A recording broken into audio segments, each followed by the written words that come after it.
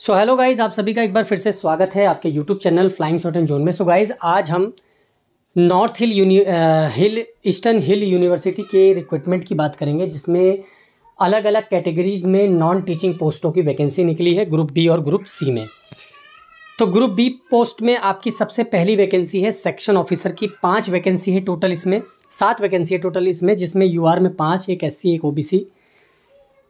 इसके बाद आपकी असिस्टेंट की पोस्ट है, 5 वैकेंसी इसमें भी है। प्रोफेशनल असिस्टेंट और प्राइवेट सेक्रेटरी की एक एक पोस्टें हैं। तो टोटल 14 पोस्टें हैं आपकी ग्रुप बी में।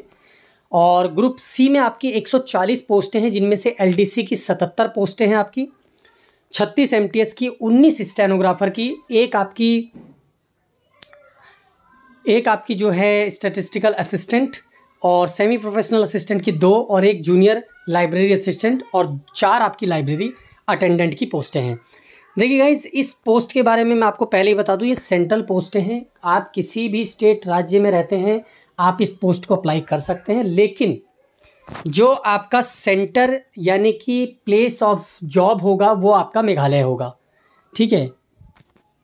पर आप इसे अप्लाई कर सकते हैं क्योंकि ये सेंट्रल यूनिवर्सिटी है। देखिए, फीस इसकी एज़ कम्पेयर टू मैं बाकी यूनिवर्सिटी से बात करूँ तो मार्जिनल है। 500 आपकी एप्लीकेशन फ़ीस है और रिजर्व कैटेगरीज के लिए 250। तो उस हिसाब से तो ठीक है। 2/12 से आपका जो एप्लीकेशन है, 2/12 जो है इसका लास्ट डेट एप्लीकेशन का है, ठीक है। और इसमें लास्ट डेट जो है submission of hard copy of application वो 12 दिसंबर है। तो चलिए एजुकेशनल क्वालिफिकेशन की बात करें। देखिए, एजुकेशनल क्वालिफिकेशन के बारे में मैं आपको बताऊं तो उससे पहले मैं आपको एक बात बताना चाहता हूं कि मेरी पुरानी वीडियोज़ में आप जाके देख लीजिएगा। यूजीसी के जो यूनिवर्सिटी ग्रांट्स कमीशन के जो प्रमोशनल रूल्स हैं, उस प्रमोशनल रूल्स के आधार पर ही इस एडवर्टीज़मेंट को पब्लिश किया गया है। और लगभग जितनी भी सेंट्रल यूनिवर्सिटीज़ के एडवर्टीज़मेंट आते हैं वो यूजीसी के नॉर्म्स को ही फॉलो करते हैं, ठीक है। तो उस हिसाब से प्रमोशनल एस्पेक्ट देखूं तो बहुत वीक है। अगर आप इसको चूज़ करते हैं सेंट्रल यूनिवर्सिटीज़ में जाना या काम करना, तो प्रमोशनल एस्पेक्ट से आपको थोड़ी सी निराशा हो सकती है।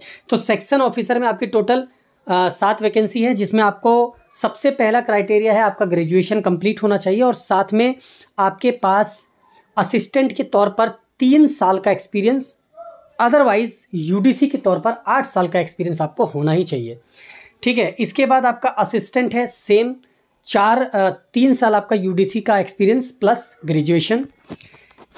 देन इसके बाद अगर हम प्राइवेट सेक्रेटरी की बात करें तो कम से कम आपके पास पर्सनल असिस्टेंट के तौर पर 3 साल और 5 साल एज ए स्टेनोग्राफर किसी भी गवर्नमेंट ऑर्गेनाइजेशन में आपके पास 5 साल का एक्सपीरियंस होना चाहिए as a stenographer plus graduation.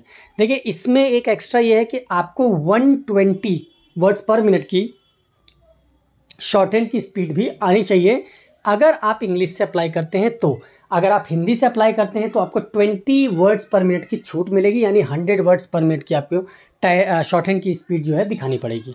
इसके साथ साथ अगर आप हिंदी से अप्लाई करते हैं तो आपको हिंदी की टाइपिंग भी देनी होगी अलग से 30 वर्ड्स पर मिनट में। और अगर आप इंग्लिश से अप्लाई करते हैं एज ए स्टेनोग्राफर तो आपको 35 वर्ड्स पर मिनट की टाइपिंग भी अलग से पास करनी पड़ेगी, ठीक है। 10 मिनट की डिक्टेशन होगी। तो ये कोई आसान बात नहीं है, लेकिन अगर मैं प्रमोशनल एस्पेक्ट से देखूं तो बहुत गलत जो भी रिक्रूटमेंट रूल्स इसमें बने हैं वो है।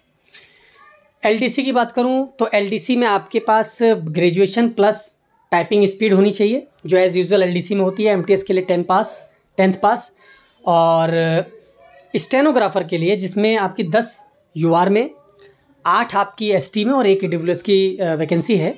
इसमें आपके पास ग्रेजुएशन प्लस स्टेनोग्राफी की स्पीड 80 वर्ड्स पर मिनट की प्लस टाइपिंग आपकी होनी चाहिए। हिंदी में है तो 30, इंग्लिश से अप्लाई करते हैं तो 35।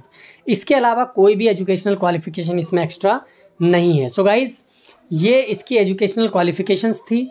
मोड ऑफ सिलेक्शन की बात करें तो देखिए, मोड ऑफ सिलेक्शन जितने भी आपका प्रमोशनल रूल्स हैं वो सारे जो हैं आपके यूजीसी नॉर्म्स के हिसाब से ही होंगे, ठीक है, जैसा यूजीसी ने अपने रिक्रूटमेंट एडवर्टीजमेंट में दिया है।